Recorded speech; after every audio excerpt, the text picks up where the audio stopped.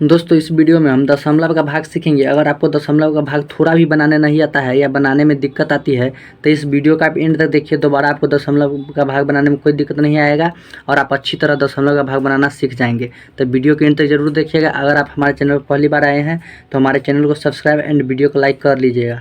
तो चलिए video start करते हैं। तो दोस्तों दशमलव का भाग सीखने के लिए जैसे कि मैंने यहाँ पर 3 प्रश्न ले लिया हूँ, ठीक है। इस तीनों प्रश्न को जैसे मैं सोल्व कर दूंगा वीडियो के एंड तक तो आपको थोड़ा भी कन्फ्यूजन ही नहीं रहेगा दशमलव का भाग कैसे बनता है, आपको अच्छी तरह समझ में आ जाएगा। तो यहाँ पर हमारा पहला प्रश्न है 26.026 भागा 2.6, ठीक है। दशमलव के बाद जो भी संख्या रहता है ना उसको हम अंक में गिनते हैं। जैसे 26.026 इसको नहीं पढ़ेंगे, इसको हम पढ़ेंगे 0.026 ऐसे करके पढ़ेंगे। ऐसे नहीं पढ़ेंगे 26.026 ऐसे पढ़ेंगे तो हमारा गलत हो जाएगा, ठीक है। दशमलव के बाद जो भी संख्या रहेगा उसको हम एक एक करके पढ़ते हैं। जैसे यहाँ पर है ना, तो इसको हम पढ़ सकते हैं 26, लेकिन दशमलव के बाद जो भी संख्या रहेगा हम इसको दशमलव के बाद जैसे 0.026 है ना तो इसको हम 0.26 नहीं पढ़ेंगे, इसको हम लोग पढ़ेंगे 0.26 ऐसे पढ़ेंगे, ठीक है। दशमलव के बाद एक एक करके हम पढ़ते हैं, ठीक है। यहाँ पर भी है 2.6 यानी उसके बाद एक अंक है तो हम एक पढ़ेंगे, ठीक है, यानी 6 पढ़ेंगे। तो इसी प्रकार आपको ये आप समझ गए कि कैसे पढ़ते हैं दशमलव वाले अंक को। और यहाँ पर हमारा पहला प्रश्न है इस प्रकार 26.026 भागा 2.6। अब मैं इसको सोल्व करता हूँ तो आपको करना है क्या, दशमलव भूल जाना है, ठीक है।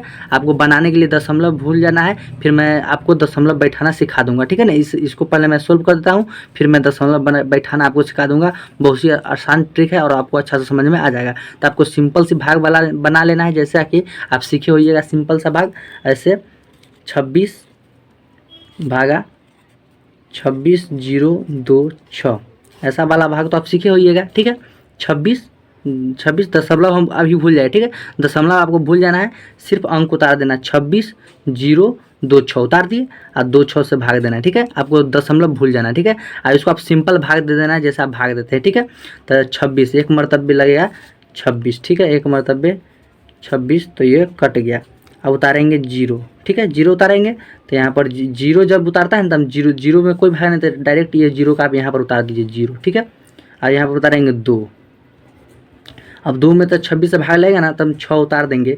तो एक अंक उतारता, जब 2 अंक उतारता है ना तो एक 0 डाला जाता है यहाँ पर, ठीक है। ये आप समझ गए, यहाँ पर डाल दिया, फिर एक मरतबे 26, तो यहाँ पर कट गया, ठीक है। अब यहाँ पर जो आया ना यह संख्या, अब दशमलव कैसे बैठाते ये देखिए। इसमें देखिए दशमलव के बाद कई गो अंक है, दशमलव के बाद गिनिए अंक 1 2 3, दशमलव के बाद 3 ठो अंक है। और यहाँ पर देखिए दशमलव के बाद 1 ठो अंक है, ठीक है ना। तो यहाँ पर 3 ठो अंक और यहाँ पर 1 ठो अंक है, तो घटा देंगे तो आ जाएगा 2। अब यहाँ पर इधर से 2 अंक छोड़ के लिख देंगे 1 2, यानी कि यहाँ पर पॉइंट बैठेगा। यानी इसका आंसर जो हो गया हमारा 10.01, यही इसका आंसर हो गया इस प्रश्न को, ठीक है। देखिए पहले आपको जब भी भाग दिया रहता है आपको सिंपल सा भाग बना देना है, जैसे कि मैंने यहाँ पर आपको सिंपल सा भाग बना दिया है। अब उसके बाद क्या करना है, जिससे हम भाग देते हैं, यानी 26 से भाग दिए ना तो उसको घटा देना है इसमें के पॉइंट में के ना, इसमें के पॉइंट को घटा देना है, ठीक है ना। इसमें के पॉइंट में इसको पॉइंट को घटा देना है। जैसे कि यहाँ पर मैंने घटा दिया, यहाँ पर 3 गो है और यहाँ पर 1 है, तो इस तीनों पॉइंट के बाद 3 गो अंक है और यहाँ पर 1 है, तो 3 गो में से 1 घटा देंगे तो 2 आया। और 2 के बाद यानी लास्ट वाले से 2 अंक छोड़ के लिखेंगे, यानी पीछे से 1 2 अंक छोड़ के हम पॉइंट बैठा देंगे, ठीक है। ये आप समझ गए। अब हम दूसरा प्रश्न यहाँ पर सोल्व करता हूँ,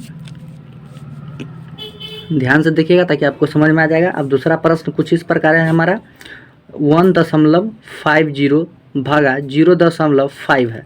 तो आपको क्या करना, जब भी किसी भी संख्या के आगे पॉइंट रहे चाहे 0 रहे तो उसका कोई वैल्यू नहीं होता, ठीक है। ये आप समझ गए। तो ये सिर्फ 5 इसको मानिए, ठीक है, 5 मानिए। और यहाँ पर भाग देना है 150, यानी दशमलव को भूल जाना है, ठीक है। और यहाँ पर भाग देंगे तो हमारा कट जाएगा 5 तिहाई 15 और 0 उतारने की कोई जरूरत नहीं है, यहाँ पर 0 दे दीजिए, ठीक है।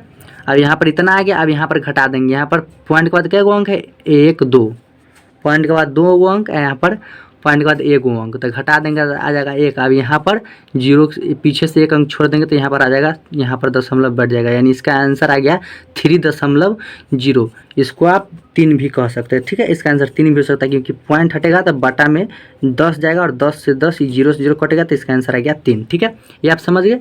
अब यहाँ पर हम तीसरा प्रश्न सोल्व करते हैं। तीसरा प्रश्न हमारा है 0.125 भागा 0.05, ठीक है। कुछ इस प्रकार का प्रश्न है। अब मैं इसे सोल्व करता हूँ, तो आपको क्या करना है, पॉइंट भूल जाना है, सिंपल सी, जैसा कि मैंने आपको बताया हूँ।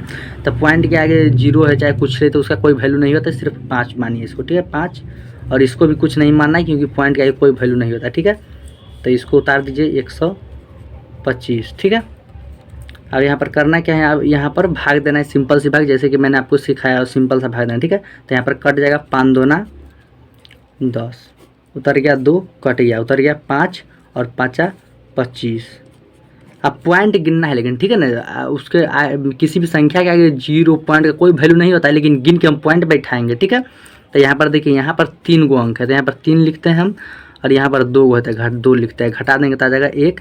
अब यहाँ पर पीछे से 1 अंक छोड़ देंगे, तो पीछे से 5 छोड़ देंगे तो यहाँ पर बैठेगा, तो इसका आंसर आ गया जो हमारा 2.5। आई होप आप समझ गए होंगे दशमलव का भाग। अगर वीडियो आपको अच्छी लगी होगी तो हमारे चैनल को सब्सक्राइब एंड वीडियो को लाइक ज़रूर कीजिएगा। तो चलिए मिलते हैं नेक्स्ट वीडियो में।